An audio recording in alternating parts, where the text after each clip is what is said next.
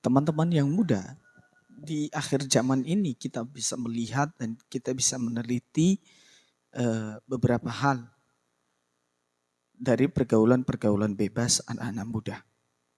Bahkan ketika kita melihat teman-teman, banyak orang yang pacarannya sudah tidak sehat lagi, yang pacarannya sudah tidak di jalurnya lagi. Itulah sebabnya banyak orang yang menganggap bahwa seks itu dinikmati ketika belum menikah. Mereka pacaran, melakukan seks, dan dianggap sebuah kebanggaan. Dia tidak menyadari bahwa itu bahaya besar bagi kehidupannya. Ada beberapa bahaya ketika kita melakukan hubungan seks di luar nikah. Atau ketika kita melakukan hubungan seks sebelum kita menikah. Bahkan juga ada orang-orang yang melakukan hubungan seks. Dia sudah menikah tetapi dia perselingkuhan. Ada bahaya teman-teman. Bahaya yang pertama adalah hubungan kita dengan Tuhan rusak. Ketika kita melakukan hubungan seks itu, maka hubungan kita dengan Tuhan bukan makin baik, makin hancur. Hubungan kita dengan Tuhan amburadul. Dan yang kedua, ketika kita melakukan seks itu adalah hubungan kita dengan orang tua kita. Bisa dipastikan ketika kita melakukan hubungan seks itu, hubungan kita dengan orang tua mulai tidak baik-baik saja. Akan mengalami kendala-kendala yang harusnya tidak rentang hubungan kita dengan orang tua. Tetapi karena kita takut, secara psikologi kita takut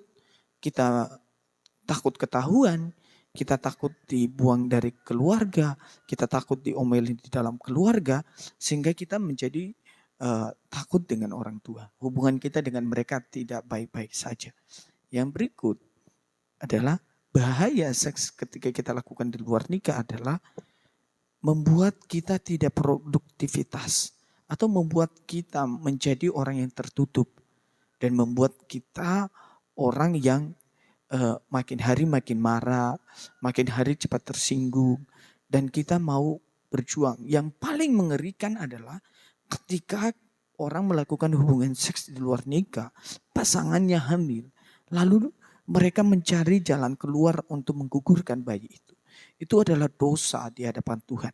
Ketika seseorang berniat menggugurkan anak itu, sesungguhnya dia sudah membunuh saudara. Karena apa? Anak itu ketika membuahi hasil dari seks di luar nikah itu, dia membuahi menjadi anak, itu sudah berbicara tentang nyawa. Dan itu yang harus dipertanggungjawabkan. Kalau teman-teman sudah melakukannya, bahkan sudah pernah melakukan melakukan hal-hal yang tidak baik atau mencoba menggugurkan, bertobatlah dan minta ampunlah kepada Tuhan. Karena saudara, kita perlu menyadari bahwa tidak ada satupun kejadian di muka bumi ini tanpa Tuhan kendalikan. Tapi masalahnya, apakah teman-teman ketika melakukan itu sadar atau tidak sadar, itu adalah sudah mengakibatkan dosa, sudah membuat hidup saudara hancur. Dan cara terbaik untuk keluar dari masalah ini adalah kembali kepada Tuhan, memperbaiki hubungan dengan Tuhan, ajak pasanganmu untuk diberkati, ajak pasanganmu untuk berdoa, ajak pasanganmu supaya dia mengerti bahwa kita ini sudah melakukan dosa dan kita butuh pengampunan daripada Tuhan. Jangan nyaman dengan keadaan, ya udahlah kita lakukan lagi, ya udahlah kita lakukan lagi, kita lakukan lagi, kita lakukan lagi dan lagi-lagi. Artinya teman-teman, kita itu sudah dibelenggu ketika kita melakukan hal-hal yang sedemikian rupa. Jadi mari anak-anak muda yang hidupnya atau sudah pacaran, jagalah kekudusanmu, jagalah dirimu. Supaya apa? Ketika kamu naik ke altar gereja, kamu menjadi orang yang diberkati oleh Tuhan. Dan keluargamu tambah bahagia. Lalu juga ada orang yang sudah melakukan seks di luar nikah, tapi tidak tanggung jawab, lari. Laki-lakinya lari, dia tidak mau terima perempuannya. Nah ini yang berbahaya. Ketika saudara melakukan itu, harusnya saudara bertanggung jawab. Ketika bertanggung jawab dan menjalani berdua. Banyak kita melihat di berita-berita, banyak kasus dia bunuh diri gara-gara pacarnya sudah menghamili dia. Dia bunuh diri gara-gara pacarnya tidak bertanggung jawab. Bahkan ada juga orang yang memaksa untuk pasangannya melakukan seks di luar nikah. Nah, itu bahaya, saudara. Kalau ada orang-orang seperti itu, lebih baik Anda tinggalkan pasanganmu itu. Karena dia bukan pasangan yang terbaik ketika dia memaksamu untuk melakukan hubungan seks di luar nikah.